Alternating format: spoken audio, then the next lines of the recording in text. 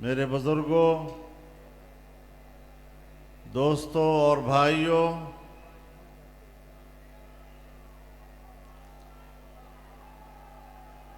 मुझे याद है कई साल कबल हम इसी मकाम पर इकट्ठे हुए थे।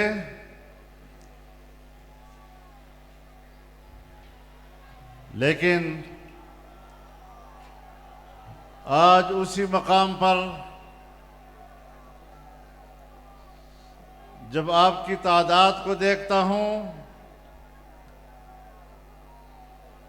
वो भी उस मिलियन मार्च से बहुत ज्यादा, जब मैं आपके जोश और जज्बे को देखता हूं तो भी उस जज्बे और वलवले से ज्यादा, और आपने एक बार फिर पाकिस्तान के सियाह सफेद के मालिकों को ये पैगाम दे दिया है कि हम इस मुल्क के लिए आपकी जाली असम्बलियों को कबूल नहीं कर रहे। हमने एक बार फिर उनको वाज़ेह पैगाम दे दिया है कि आपकी धांधलियों की पैदावार हुकूमत अवाम की नुमाइंदा नहीं है।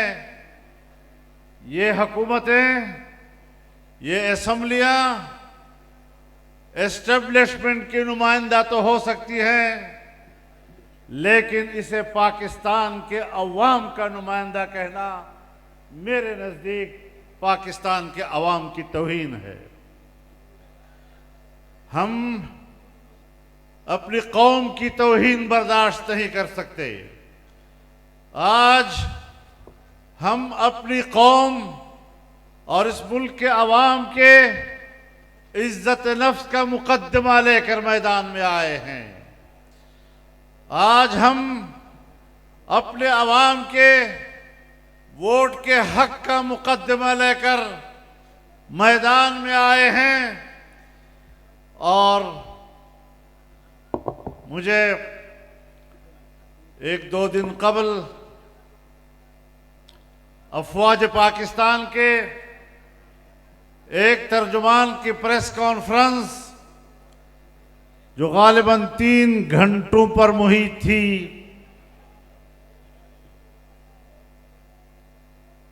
और कुछ पता नहीं चला कि 3 घंटे में उसने कहा क्या है।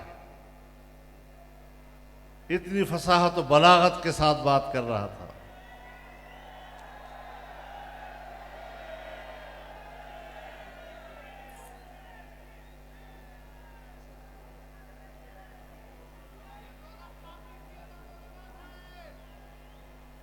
वो बज़ाहिर तो तासुर दे रहा था कि वो ये बातें किसी और के खिलाफ कर रहा है, लेकिन जो भी बात करता था कोशिश करता था कि वो मेरी बातों का जवाब दे।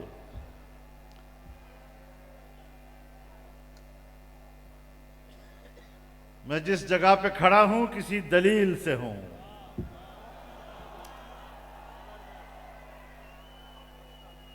मैं यूं ही दस्तो गरेबान नहीं जमाने से।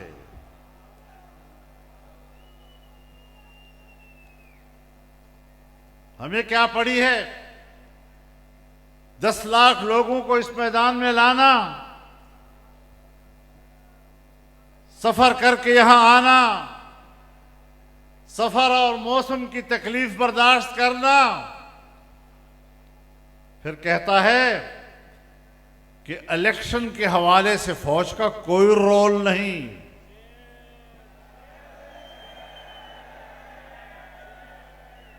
मैं भी आपको बताना चाहता हूं,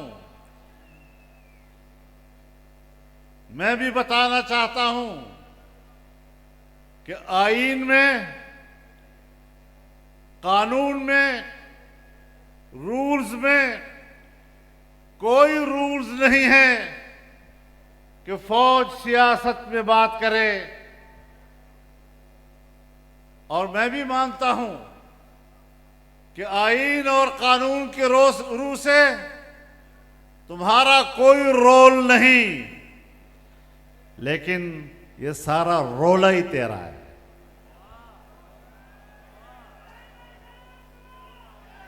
ये रोला तेरा है। कहता है फौज पर तनकीद करना ये मुल्क से बगावत है, फौज पर तनकीद करना ये तो मुल्क के खिलाफ बात करनी है। हां, मैं भी जानता हूं कि फौज मेरी रियासत की मुहाफिज है, लेकिन जब आप आईनी आर्टिकल के मुताबिक हल्फ उठाते हो फौज में शामिल होने के वक्त कि मेरा सियासत से कोई ताल्लुक नहीं होगा, मैं सियासत में कोई हिस्सा नहीं लूंगा, फिर जिस वक्त तुम सियासत में हिस्सा लेते हो तो फिर तुम उस वक्त पाकिस्तान के फौजी नहीं रहते। इसलिए मैं तुम पर तनकीद करता हूं।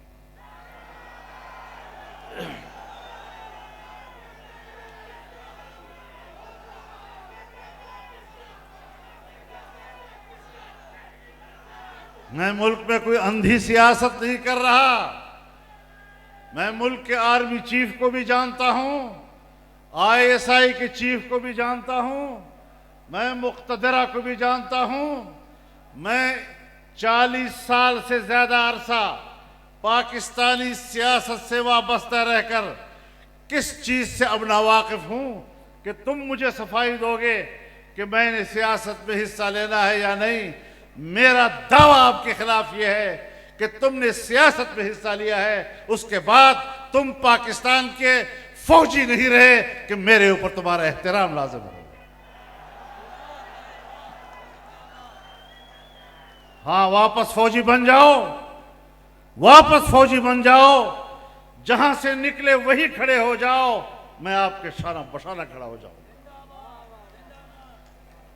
शायद या तुमने मुझे नहीं पहचाना या मैंने तुम्हें नहीं पहचाना, लेकिन मुझे पूरी तरह इत्मीनान है कि मैंने आपको ठीक समझा है। मुझे आपके बारे में अपनी राय देने में कोई किसी किस्म का तरद्दुद नहीं है। मेरे मोहतरम दोस्तों, पाकिस्तान के क़याम में तुम्हारा कोई रोल नहीं। पाकिस्तान को पाकिस्तान के हिंदुस्तान के मुसलमानों ने बनाया, अवाम ने बनाया, कुर्बानियां दी, और उन कुर्बानियों के नतीजे में पाकिस्तान बना है। और पाकिस्तान का झंडा तुमने नहीं लहराया, पाकिस्तान का झंडा हमने लहराया।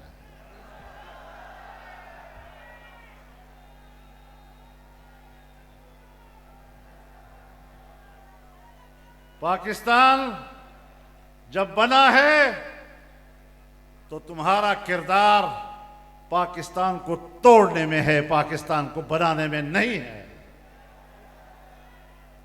सन 1971 में 90,000 से ज्यादा फौजी एक हिंदू के सामने सरनगू हुए। तुम्हारे किरदार ने हमारी नाक काटी थी।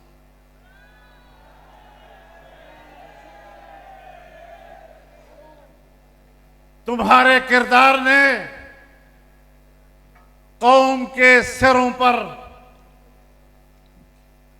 जिल्लत और रुसवाई का टोकरा रखा था। हम भी आपको जानते हैं और आप भी हमें जानते हैं। और तुम अगर वर्दी पहनकर मुझ पर कोई रौब डालने की कोशिश करते हो तो मैं आपको बताना चाहता हूं कि तुम सारे मिलकर भी मेरे जिस्म पर रूह तक नहीं रेंगती।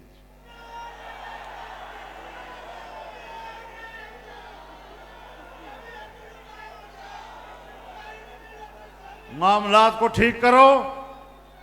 हम इसलिए आए हैं कि आपको बताएं कि मामलात को ठीक करो, सियासत से दस्तबरदार हो जाओ, अपने पोजीशन पर वापस चले जाओ।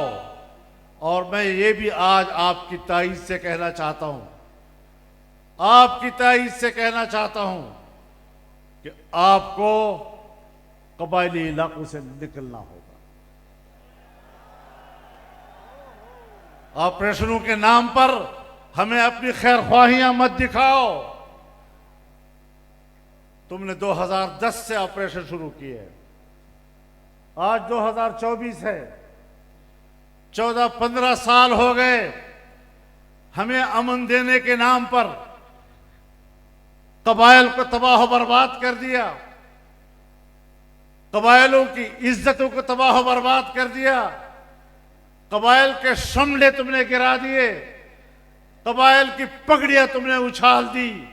ये तो जमीयत उलमा इस्लाम थी जिसने कबाइल का जरगा बनाकर, कबाइल का नुमाइंदा बनकर अपना मौक़िफ़ दिया था। और हमारा गुनाह यही था कि आपने जब पीपल्स पार्टी की हुकूमत थी 2008 के बाद, आपने कबायली इलाकों में ऑपरेशन का फैसला किया और मैंने कहा कि यह हिकमत अमली ठीक नहीं है। मेरा यही गुनाह था। और अगर मेरी राय गलत थी तो फिर आज तक दहशतगर्दी खत्म क्यों नहीं हुई? फिर आज तक दहशतगर्द क्यों मौजूद हैं? तुमने अफगानिस्तान की सरहद पे बाड़ लगाया। खुद बाजवा साहब ने मुझे कहा कि अब हमने बाड़ लगा दिया है, कोई शख्स न उधर जा सकेगा न इधर आ सकेगा। तो 40,000 लोग उधर गए, 20 साल वहां लड़े और फिर तुम्हारे बाढ़ को उड़ा के वापस आ गए। आज फिर मेरी जिंदगी क्यों खतरे में है अगर आप मेरे वाकई मुहाफिज हैं तो? अगर आप मेरे मुहाफिज हैं तो आज फिर क्यों मैं उस मुश्किल से गुजर रहा हूं? आज मेरे रास्ते फिर गैर महफूज क्यों हैं? आज मेरे गलियां क्यों गैर महफूज हैं? आज मेरे मुल्क के शहरी क्यों गैर महफूज हैं? तो इसका माना यह है कि हमने आपके ऑपरेशन के हवाले से जो उस वक्त तहफ़्फ़ुज़ात दिए थे वो ठीक थे, और आपने जो हमें अमन व अमान का इत्मीनान दिलाया था, तुम अपने दावों में गलत साबित हुए हो। मेरे मोहतरम दोस्तों, जब मियां नवाज शरीफ साहब की हुकूमत थी तो आपने फाटा इंजमाम का फैसला किया। मैंने हर फोरम पर दलाइल दिए, मैंने पार्लियामेंट में दलाइल दिए, मैंने तुम्हारे साथ मखसूस मीटिंगों में दलाइल दिए कि तुम इंजमाम का फैसला करना गलत कर रहे हो, ये इस वक्त सही नहीं है, आपको मुश्किलात पेश होंगी, अफगानिस्तान के साथ मामलात बनेंगे। लेकिन हमारी बात नहीं मानी गई और हमारा गुनाह यही था कि हमने एक ऐसी बात आपसे कही जिसको आपने हमारे साथ मीटिंगों में तस्लीम किया, और फिर जब आप मान गए मेरे साथ 4 पॉइंट्स पर इत्तेफाक कर लिया तुम लोगों ने, तो फिर क्यों मेरे पास पाकिस्तान के अंदर ड्यूटी देने वाला एक अमरीकी अफसर मेरे घर खुद क्यों आया? फिर वो मुझे क्यों पूछता है कि आप क्यों मुखालफत कर रहे हैं? फिर वो मुझे क्यों कहता है कि आपको इंतजाम करना पड़ेगा? अब मैं ये फैसला आपका मानूं या तुम्हारे अकाउंट का मानूं? मेरा गुनाह ये था कि मैंने फैसले से इख्तिलाफ राय किया था और मैंने आपसे कहा था कि जो कुछ तुम कर रहे हो वो गलत कर रहे हो। आज जाओ, आप खैबर पख्तूनख्वा के लोग बेहतर तौर पर फाटा के हालात का जायजा ले सकते हैं। आप बताएं कि फाटा की सूरत हाल अब क्या है?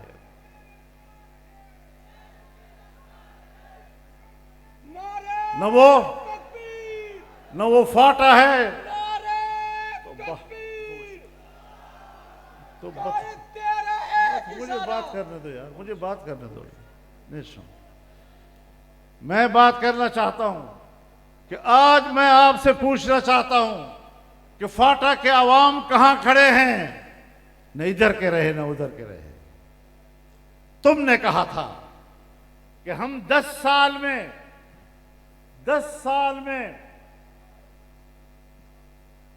1000 अरब रुपया उनको देंगे और हर साल 100 अरब उनको देंगे, उनको तरक्की देने के लिए, उनको सेटल के लोगों के बराबर लाने के लिए।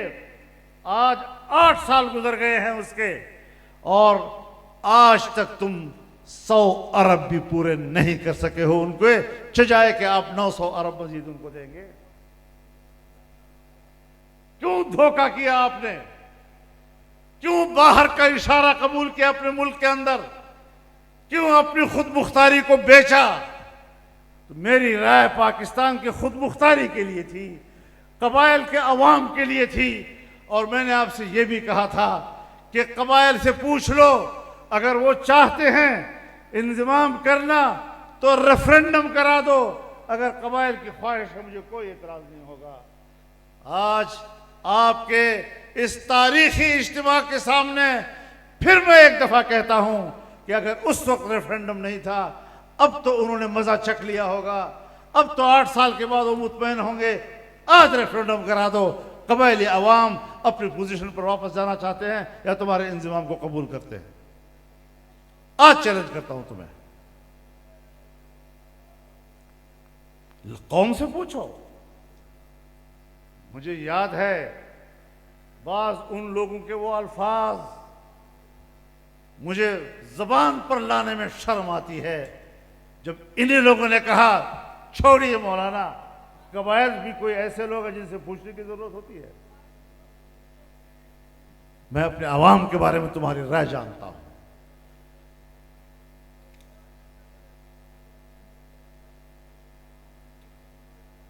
तो अब आप बताएं कि क्या हमारी राय गलत थी?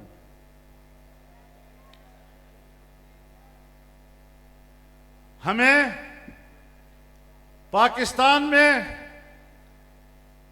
मेगा प्रोजेक्ट्स चाहिए थे। किसके इशारे पर तुमने मेगा प्रोजेक्ट्स रुकवाए? मैंने आपसे यह कहा था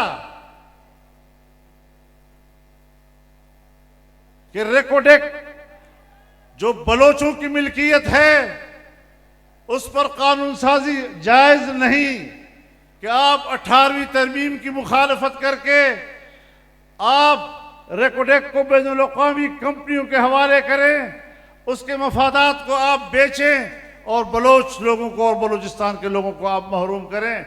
मैंने तो यही जुर्म किया था कि अपने कौम के पश्तूनों और बलोचों के हक की बात की थी,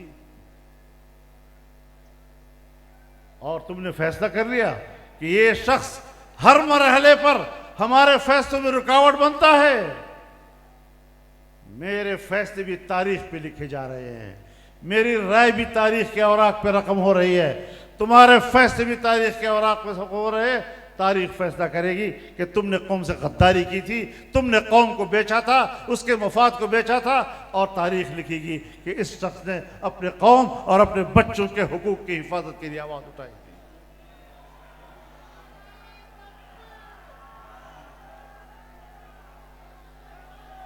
हम बिला वजह नहीं लड़ा करते, हमें किसी से लड़ने का शौक नहीं है।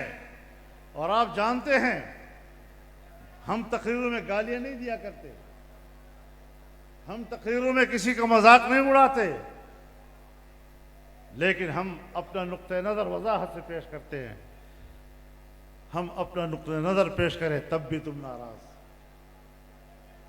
वो आपकी मर्जी। मेरे मोहतरम दोस्तों, आज पूरी दुनिया के सामने वाज़ेह है, पूरी दुनिया के सामने वाज़ेह है कि फलस्तीनी अपनी आजादी की जंग लड़ रहे हैं। और 7 अक्टूबर 2023 से जिस जंग का आगाज हुआ था, आज इस्राईली फिलिस्तीनी मुजाहिदीन का मुकाबला करने के बजाय वहां की आबादियों पर बमबारी कर रही है, गजा पे बमबारी हो रही है, खान यूनुस पे बमबारी हो रही है, शहरी आबादियों पर बमबारी हो रही है, शहर तहस नहस कर दिए गए हैं, खंडरात बन गए हैं। वो लोग कैंपों में चले गए। 40,000 से ज्यादा फलस्तीनी शहीद हो चुके हैं। अक्सरियत उनमें छोटे बच्चों की है, अक्सरियत उनमें खवातीन की है, बेगुनाह फलस्तीनियों की है। तुमने 40,000 से ज्यादा उन लोगों को जो जंग का हिस्सा नहीं थे शहीद किया। वो कैंपों में चले गए, तुमने उनके कैंपों पर बमबारी की। और इस वक्त अमेरिका उनको सपोर्ट कर रहा है, बरतानिया उनको सपोर्ट कर रहा है। हमारे हुक्मरानों में ये जुर्रत नहीं कि वो फलस्तीन पर एक वाज़ेह और दो टोक बयान दे सके। और सिर्फ ये नहीं, इलेक्शन से पहले मैं हमास के साथ यकजहती के लिए कतर चला गया। दुनिया ने देखा कि हमने, अगर अमरीकी वजीर खारजा तल अबीब आता है और तल अबीब में वो तकरीर करता है और कहता है कि मैं अमेरिका के वजीर खारजा की हैसियत से नहीं आया, मैं एक यहूदी की हैसियत से तुम्हारे पास आया हूं, एक यहूदी के तौर पर तुमसे यकजहती करने के लिए आया हूं, तो क्या ये मेरा फर्ज नहीं बनता कि मैं भी कतर जाकर फिलिस्तीनी क़ियादत को ये कहूं, हमास की क़ियादत को ये कहूं कि फजलुर रहमान एक पाकिस्तानी की हैसियत से नहीं, एक मुसलमान मुजाहिद के तौर पर आपसे यकजहती के लिए आया है।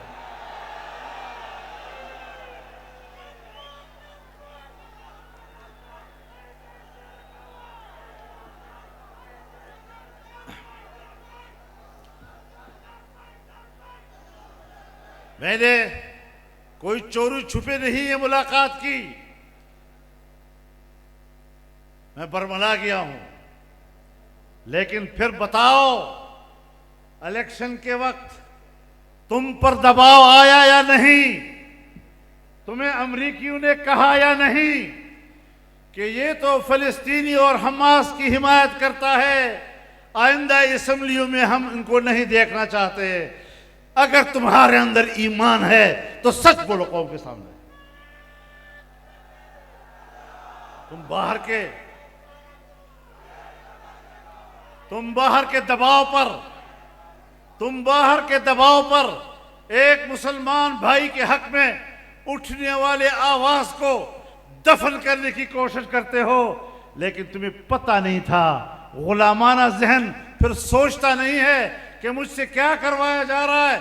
आज कहते हो 9 मई और 9 मई को जो हुआ था वो गद्दारी है और हम ये कर देंगे, हम वो कर देंगे।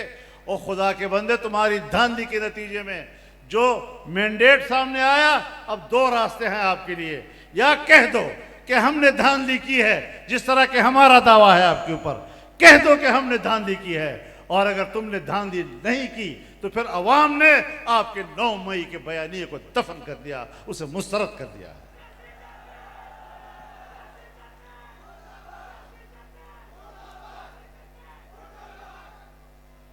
मेरे मोहतरम दोस्तों, हमारा मौक़िफ़ हर वक्त सही और वाज़ेह रहा है। हमने 2 टोक बात की है। मैं आज भी पाकिस्तान नहीं, इस्लामी दुनिया पर फ़लस्तीनियों का कर्ज समझता हूं कि इस वक्त तक वो एहतियात से ज़ुबान क्यों इस्तेमाल कर रहे हैं, डट कर उनके शाना बशाना क्यों खड़े नहीं हो रहे। हम यूं कर देंगे और हम यूं कर देंगे और हम ये कर देंगे और हम वो कर देंगे, इधर उधर की बातें। तो इधर उधर की न बात कर, ये बता कि काफिला क्यों लुटा। मुझे राहज़न से गरज नहीं, तेरी रहबरी का सवाल है।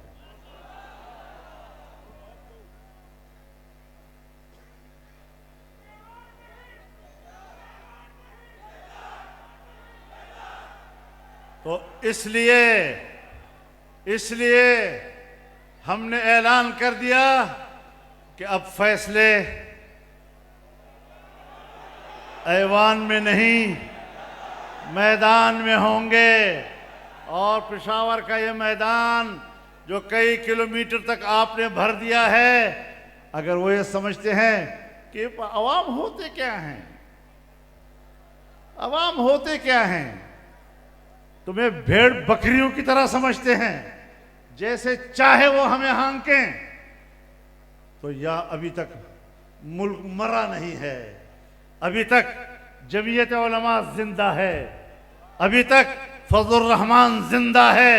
वो निकलेगा और कौम को बताएगा कि आप ही हैं, आप जिंदा कौम हैं, आप मुजाहिद कौम हैं, आप मैदान में हैं। आपकी असेंबली आपकी नुमाइंदा नहीं है, ये स्टेज और इस स्टेज पर बैठी हुई क़यादत यही आपकी नुमाइंदा है।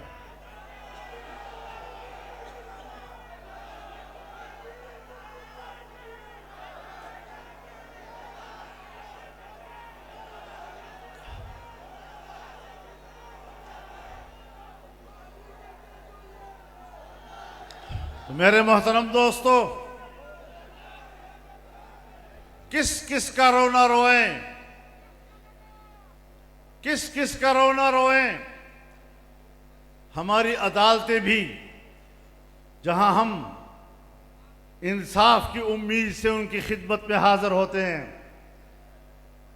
न हाजिर हों तब भी हम गुनाहगार, और हम हाजिर होते हैं तब भी 50 साल के बाद सुप्रीम कोर्ट मुझे कहती है कि वो 50 साल पहले जिस सुप्रीम कोर्ट ने जुल्फ़कार अली भुट्टो को फांसी की सजा दी थी वो गलत थी।